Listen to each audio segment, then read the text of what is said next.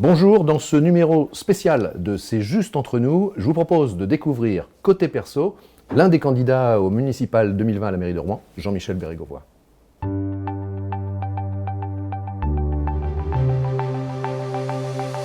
Bienvenue Jean-Michel Bérégovoy dans cet univers que je qualifie toujours de convivial, pour un entretien convivial de 15 minutes. Alors, ni sur la politique, ni sur le programme, ni sur la campagne, uniquement sur vous. Et évidemment, on essaie de parler spontané, vrai, authentique, comme vous êtes. C'est ça, je pense que c'est ce qui me caractérise plutôt bien. Oui. Eh bien, ça va pas être trop difficile. Non. Bon, alors on commence toujours par quelques éléments de début. Je rappelle l'âge des candidats. Vous avez 53 ans, vous avez un enfant. C'est une fille. J'ai adopté. Voilà. Et puis vous êtes né à Rouen, pure souche, on va dire. Exactement. Vous avez grandi à Rouen, vous avez fait vos études à Rouen. À Gramont. Et alors justement, une question que je pose parfois aux candidats qui ont comme ça un recul important sur la ville, qui étaient petits. Vraiment sans avoir le regard du candidat, mais vraiment sur les choses qui vous touchent perso, en rapport à ce que vous êtes vraiment. Qu'est-ce que vous diriez qui a vraiment profondément changé entre le Rouen de l'époque où vous étiez petit garçon et le Rouen d'aujourd'hui? Mais je ne veux pas entendre le candidat. Non, je pense que ce qui a changé, peut-être l'esprit de la ville le soir. Quand j'étais jeune, y compris étudiant, on avait du mal à trouver des lieux sympathiques pour aller faire la fête, boire un verre, etc. Et c'est vrai que ça se passait plutôt dans les intérieurs. Et aujourd'hui, on s'aperçoit que cette ville, elle a beaucoup plus de lieux festifs, visibles, de rassemblements de jeunes et tout. Et ça, c'est vrai que c'est quelque chose qui, de mon point de vue, a vraiment changé. L'esprit de cette ville est devenu autre, avec l'arrivée de beaucoup d'étudiants, me semble-t-il aussi. Oui, peut-être à l'époque où vous étiez étudiant, on regardait plus vers Rennes où il y avait une vie du soir plus importante. Mais je pense que c'était des groupes de copains, d'amis, etc. On se réunissait chez les uns, chez les autres. Il y avait bien sûr des lieux mythiques, le bateau ivre notamment, la taverne Saint-Amand, c'était des lieux un peu obligés. Mythiques. Extrêmement, mythiques. Pour notre génération, c'était des lieux incroyables. Mais c'est vrai que c'était quand même en intérieur. Par exemple, sur ces cafés-là, il n'y avait pas forcément de terrasse, de lieu de visibilité de notre manière de faire la fête. Alors après le parcours scolaire, vient le moment traditionnel de l'orientation, de choisir sa voie. Comment la famille vous a inspiré ou pas? Un petit peu, parce que j'ai failli être cheminot. Ouais. Mais justement, je voulais vous entendre parler de la SNCF. Oui, j'avais réussi le concours de cheminot. Moi, je viens d'une cité cheminote de la rive gauche. C'était vrai qu'on vivait dans cet état d'esprit. Et d'une famille de cheminots aussi. Oui, de famille de cheminots, mais bon, mon père surtout, qui était très... Il a eu la vie du rail sur sa table toute sa vie. Donc même, je crois, jusqu'à sa mort, il a été abonné à Force ouvrière cheminot. Enfin voilà, c'était vraiment un état d'esprit. Et moi-même, je jouais dans la cité, mais aussi avec à Quatre-Mars, etc. On courait un petit peu entre les trains, on se faisait beaucoup disputer. Et puis... Alors pourquoi vous n'avez pas fait de parcours à la SNCF? Parce que tout simplement, quand j'ai réussi le concours, je venais juste de me marier et je devais faire les 3-8 dans la zone de Paris Nord. Et c'était extrêmement compliqué. Non, Paris Sud. Et c'était extrêmement compliqué. Ça voulait dire que j'aurais jamais eu de vie de famille en réalité. Donc j'ai fait le choix de me réorienter. Donc j'ai passé le concours de l'éducation nationale que j'ai réussi et je suis devenu professeur des écoles. Et je crois que j'ai fait toute ma carrière en REP+, en fin de compte. J'ai été toujours dans les quartiers dits sensibles, mais j'y ai passé des moments et je continue à y passer des moments incroyables avec des gens formidables en réalité. Alors quand on en est là à évoquer ce qui aurait pu être possible, si on fait l'exercice un peu traditionnel, quelquefois, de dire si tout était à refaire, si on pouvait rembobiner, est-ce qu'il y a quelque chose, là, avec les années qui ont passé, que vous aimeriez faire particulièrement? Peut-être une autre voie professionnelle, une autre destinée? Non, pas spécialement. Je crois que c'est difficile de revoir en arrière. Par contre, j'ai cru longtemps que je serais un grand musicien. Ouais. On va revenir à la musique tout à l'heure. Parce que mais si j'avais eu un parcours, j'avoue que j'aurais aimé être musicien professionnel. Alors on met ça de côté et puis on en reparle tout à l'heure.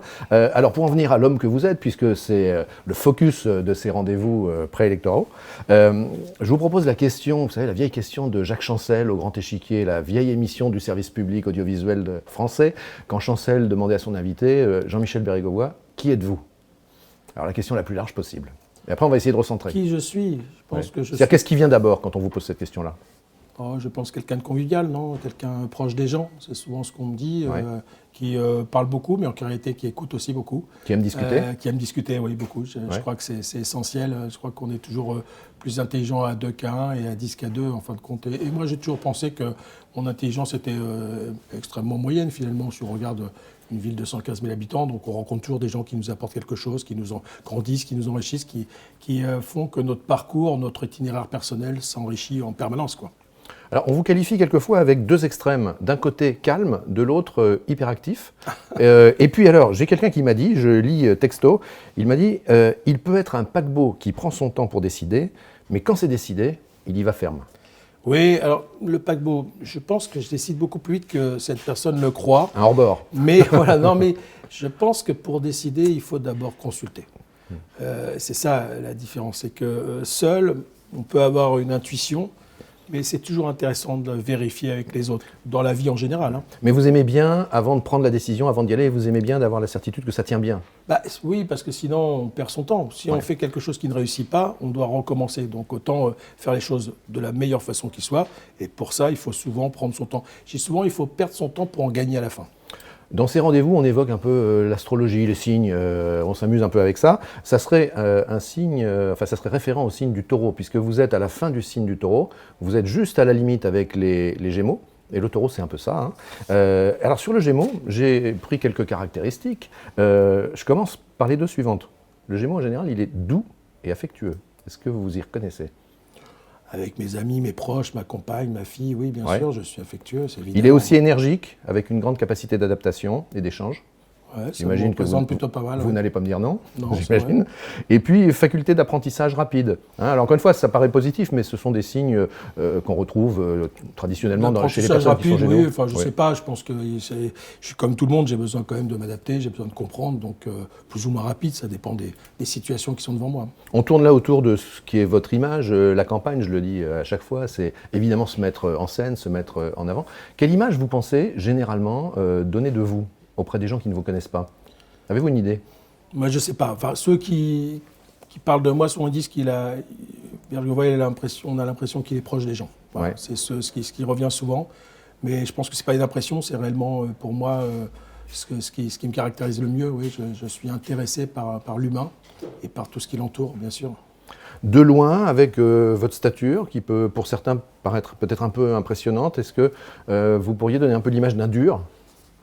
C'est l'image qu'on m'a donnée très longtemps. Et vous savez, quand j'ai commencé à travailler, quels que soient les lieux, mais compris à la mairie, tout le monde disait « Oh là là, travailler avec Bergouin, ça va être terrible ». Mais là, encore une fois, je ne parle pas de la politique. Oui, non, mais en général, dans tous les général. endroits que j'ai. Et à la fin, tous les gens avec qui j'ai pu travailler, on a tissé des relations extrêmement cordiales, voire très amicales.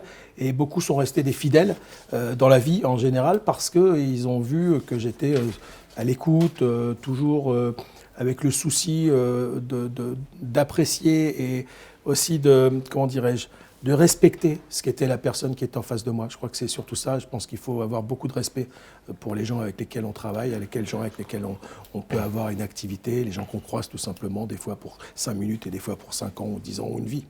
Alors, tant qu'on en est au look, parlons de l'aspect vestimentaire. Là, c'est pas mal, hein, la veste, la pochette. Par contre, je ne suis pas sûr que ce soit les attributs vestimentaires qui vous plaisent le plus. Est-ce que vous ne seriez pas, au naturel, un peu plus bottes pointues et veste de cuir? Vous voyez là où je vais aller. On a tous un côté un côté Jekyll et Mr. Hyde, c'est ça, oui. Non, je ne parle même pas de ça. Mais... Non, mais c'est vrai que j'ai eu un passé qui s'accroche toujours un peu à mon présent, de personnes qui aiment beaucoup le hard rock, le métal, etc. Je vais au Hellfest quand je peux, donc, et dans d'autres festivals. Le 11 juillet, si jamais j'ai l'occasion de pouvoir le faire, je serai à Paris pour Iron Maiden. Donc j'aime aussi, à des moments, retrouver ces oripeaux qui ont pu être ceux de ma jeunesse. Mais dans lesquels vous vous sentez bien, parce que c'est vous. Oui, mais je me Ouais. sens bien dans les deux, en réalité. Je pense mais quand même, en 2014, quand on vous avait fait faire une photo de campagne avec une cravate, je pense que vous êtes contraint. C'était un moment particulier. Je revois la photo et ça me fait sourire aujourd'hui. Je pense que c'est pas moi et d'ailleurs les gens ne m'ont pas reconnu à travers cette photo. Il faut rester le plus naturel possible. Dans ce moment que je vis actuellement, on me pose beaucoup de questions sur mes bagues, par exemple. Oui, alors montrez-les-moi là, vos bagues. Et donc, souvent les gens en parlent de vos bagues. Ils disent, mais qu'est-ce que c'est que ces bagues qu'il a au doigt? C'est tout simplement, voilà, j'aime ça. Et elles ont toute une histoire parce que la mais plupart ont été faites pour moi. C'est lié à la musique, c'est lié au hard rock? C'est lié à ce que je suis, à mon personnage. Je suis pas un personnage traditionnel comme on peut les voir en général dans la vie politique. Je suis Jean-Michel Bergois. Puisque vous avez abordé vous-même le hard rock, c'est quelque chose qui est très important pour vous. On dit aussi que certains disent que Jean-Michel Bergois, c'est quasiment un vrai historien du hard rock. Il connaît énormément de choses. Alors d'autres disent c'est un métalleux, c'est le terme approprié. Alors vous êtes un métalleux? Oui, enfin bon, je suis pas un métalleux comme on peut voir aujourd'hui dans les festivals. Je suis un métalleux calme. Vous ne vous roulez pas voilà, dans la bière. C'est ça. Par contre, oui, j'ai eu la chance de voir des concerts mythiques et très jeunes. Parce que je crois que j'ai vu mon premier concert, c'était un concert des Who dans les années 79. Puis j'ai continué avec la tournée d'ACDC Highway to Hell Tour, qui était la dernière tournée de Bon Scott. J'ai eu la chance de voir ça. J'avais 13 ans et demi. Et c'est vrai qu'après, j'ai vu des centaines de concerts, de groupes mythiques.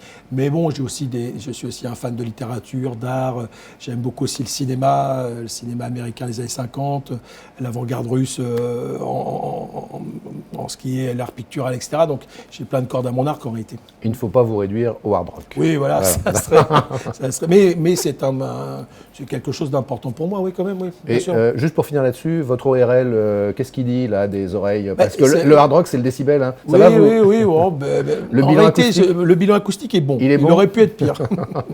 Allez, on passe là à la détente, les sas de décompression. Vous avez quelques influences méditerranéennes par votre maman. Oui. Et on dit que vous adorez un fruit qui est la tomate. Que vous êtes un fanat, un dingue de tomates. J'ai jamais rencontré de dingue de tomates. Alors, c'est quoi un dingue de tomates? Je fais la recherche, je trouve les meilleures tomates. Je cuisine la tomate sous toutes ses formes, j'adore ça. J'ai découvert... Et ce qui est drôle, c'est que quand j'étais jeune, je n'aimais pas les tomates. Ouais. Et ça m'arrivait de rentrer de l'école en les mettant dans les poches de mes blouses pour éviter de les manger. Parce qu'à l'époque, on nous obligeait à manger à la cantine quand on était inscrit. Et donc, je détestais totalement la tomate. Et puis, à l'âge de 10, 12, 13 ans peut-être, j'ai découvert les vertus de ce fruit. Et ma grand-mère me faisait d'excellentes confitures de tomates rouges, qui étaient elle aussi issues d'Algérie, d'origine espagnole, basque. Et c'est vrai que c'est un fruit que j'affectionne tout particulièrement. Vraiment, j'aime le cuisiner, j'aime le découvrir, j'aime découvrir de nouvelles variétés. Dès que je suis dans le sud, je me bats sur les marchés pour trouver les meilleures tomates. C'est un peu étonnant parce que finalement, vous le savez bien, vous avez un peu un look de bon vivant. Et on pourrait s'étonner que vous soyez finalement très, très viande, et pas tellement en fait. Vous aimez beaucoup les légumes en fait. Oui, c'est vrai. J'aime le goût. Ouais. Et je trouve qu'aujourd'hui, les légumes, ça permet de sublimer le goût. On peut faire des repas à base que de légumes, d'herbes, etc. Remarquable, vraiment. Un plat que vous aimez avec la tomate?